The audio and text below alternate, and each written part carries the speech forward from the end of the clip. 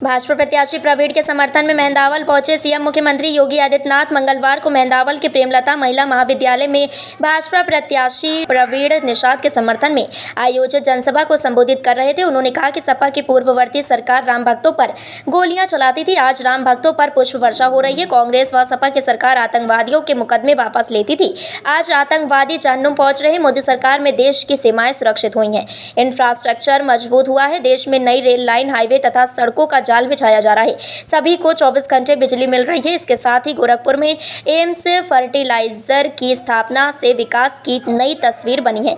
कबीर मठ में विकास के अनेक कार्य हुए हैं, यहाँ अंतर्राष्ट्रीय स्थल बना है। बखीरा का बर्तन उद्योग एक जिला एक उत्पाद के तहत दोबारा जीवित हो रहा है। पहले की सरकार में किसान आत्महत्या करता था, बेटियां सुरक्षित नहीं थी, आज बेटियों को छोड़ने वाले जेल की हवा खा रहे हैं। उन्होंने कहा कल्याणकारी योजनाओं के तहत गरीबों को मुफ्त राशन मिल रहा है। शौचालय योजना, प्रधानमंत्री आवास योजना के तहत लोगों के जीवन स्तर में बदलाव लाया गया है। वाह भाई, पूरा का पूरा खल्लाबाद, पूरा का पूरा मेहंदावल गया है।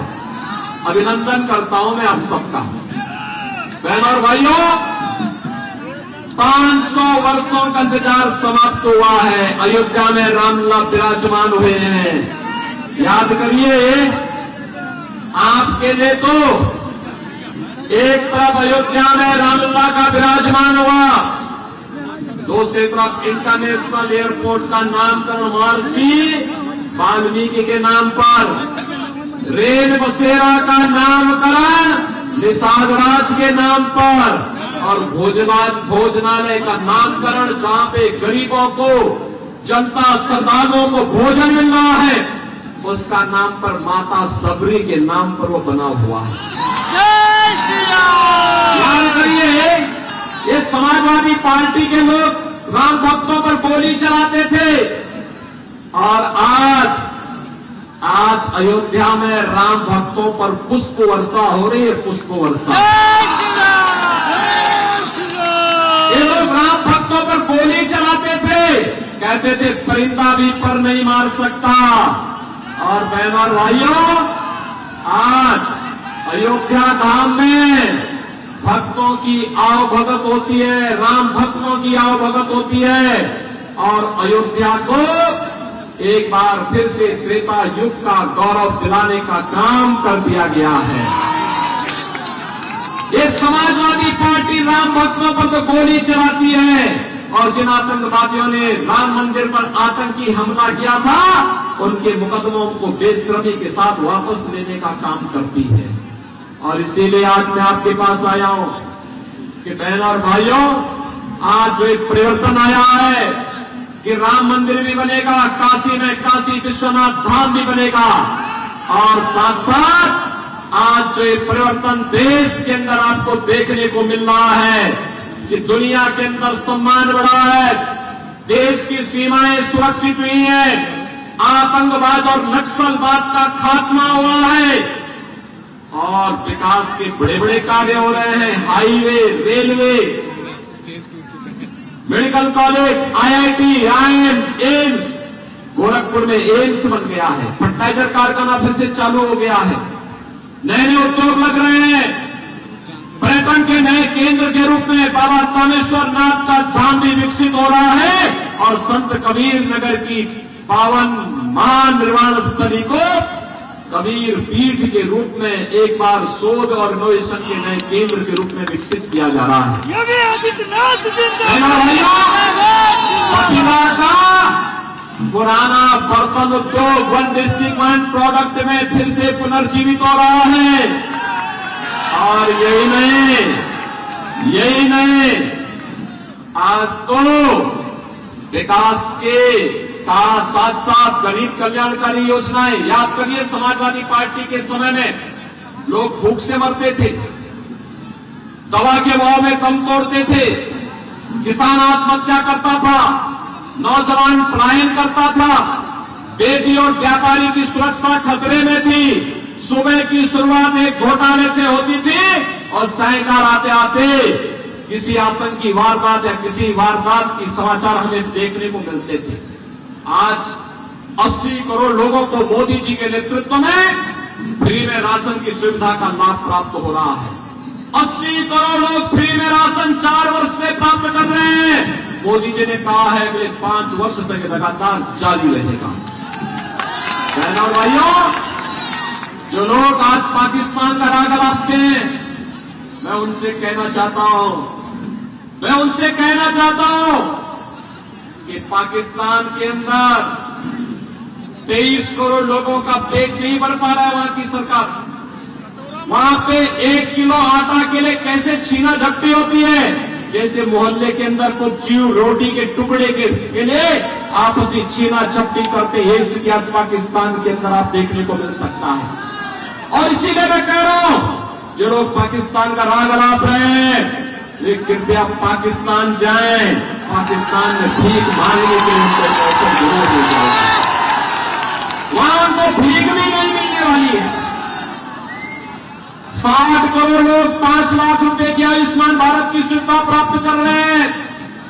गरीब के लिए जनधन अकाउंट खुल गया है। पेंशन से लेकर के सरकार का मुआवजा या कोई भी आपदा का राहत का पैसा सीधे आपके अकाउंट में आ रहा है। बीच में कमीशन खोरी बंद।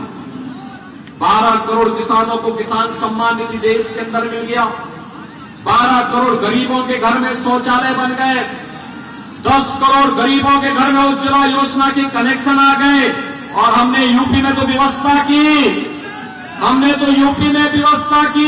होली और दीपावली में एक भरा हुआ सिलेंडर इन घरों तक पहुंचाने का काम करेंगे। यह हमने पिछले वर्ष में जारी कर दिया है।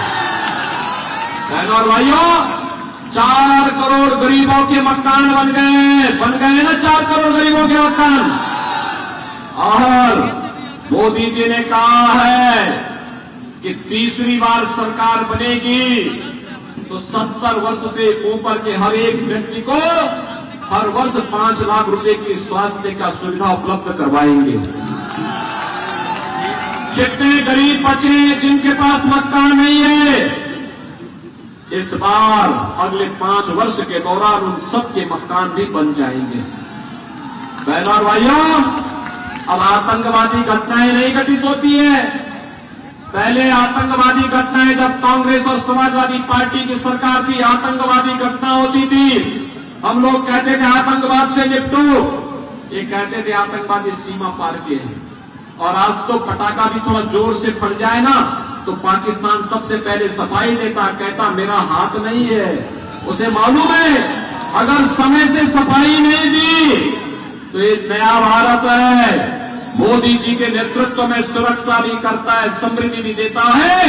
और अगर पहले तो छेड़ते नहीं किसी को, लेकिन अगर कोई छेड़ेगा तो उसको छोड़ते भी नहीं है।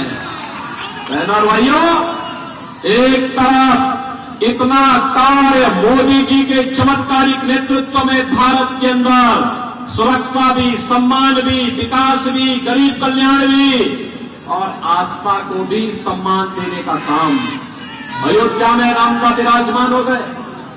कांग्रेस और समाजवादी पार्टी के लिए जो संभव था, आज मोदी जी के नेतृत्व में वह संभव हो पाया है। बहनों और भाइयों, यही नहीं, श्रृंगवेरपुर में निषाद राज का भी हम लोगों ने भगवान राम के साथ गले से मिलती भव्य प्रतिमा की स्थापना करवाई है।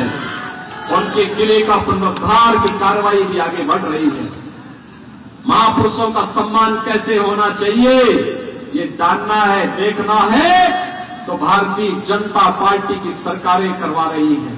और इसीलिए मैं आया हूं बहनों और भाइयों, एक तरफ भारतीय जनता पार्टी मोदी जी के नेतृत्व में राम भक्तों के दल के साथ में है और दूसरी तरफ सारे राम द्रोही एक साथ खड़े होकर के मोदी जी को रोकना चाहते हैं। बहनों और भाइयों, इनका कोई अपना एजेंडा नहीं है। ये तो अनुसूचित जाति, जनजाति और पिछड़ी जाति के आरक्षण के अधिकार में सेंध लगाने के लिए समाजवादी पार्टी और कांग्रेस का गठबंधन हुआ है। इन लोगों का यह कहना है कि अगर ये सत्ता में आए तो अनुसूचित जाति और पिछड़ी जाति को जो आरक्षण का लाभ मिलता है उसका आधा हिस्सा काट करके मुसलमानों को दे देंगे। क्या आप इसको स्वीकार करेंगे? क्या आपका अधिकार कोई छीन करके किसी और को दे दे, क्या आप इसको स्वीकार करेंगे? क्या बहनों और भाइयों, बाबा साहब भीमराव अम्बेडकर ने भी कहा था कि भारत के अंदर धर्म के आधार पर आरक्षण नहीं हो सकता। यह आरक्षण अनुसूचित जाति, अनुसूचित जनजाति और पिछड़ी जाति को संविधान के द्वारा जो दिया गया है यही मिलता रहेगा। लेकिन अगर कोई मुसलमान चाहेगा कि उसको आरक्षण अलग से मिले, राहुल गांधी का बयान, अखिलेश यादव का बयान, इन सब के बयान अगर आप पढ़ेंगे, ये सारे बयान बताते हैं कि इनकी मंशा आपके लिए अच्छी नहीं है। दूसरा, बहनों और भाइयों, ये क्या कहते हैं? कहते हैं सत्ता में आएंगे विरासत टैक्स लगाएंगे। ये विरासत टैक्स आप जानते हैं क्या है? बहनों और भाइयों, ये विरासत टैक्स से आपके बाप दादों ने जो संपत्ति बनाई होगी, आपका खेत होगा, आपका खलिहान होगा, आपके खेत होंगे, आपके घर होगा, आपका गाय होगी, आपकी भैंस होगी, आपके घर में जेवर होगा, आपके पास पैसा होगा, उसमें आधा टैक्स लगा करके आधी संपत्ति ये लोग हड़पने का काम करेंगे। बहनों और भाइयों, एक खतरनाक मंशा के साथ समाजवादी पार्टी और कांग्रेस का एक गठबंधन हुआ है। हमें इनके गठबंधन को सफल नहीं होने देना है और इसीलिए मैं आया हूं। ये विरासत टैक्स औरंगजेब का जजिया कर है। औरंगजेब। वीपी न्यूज, खबर सिर्फ सच की।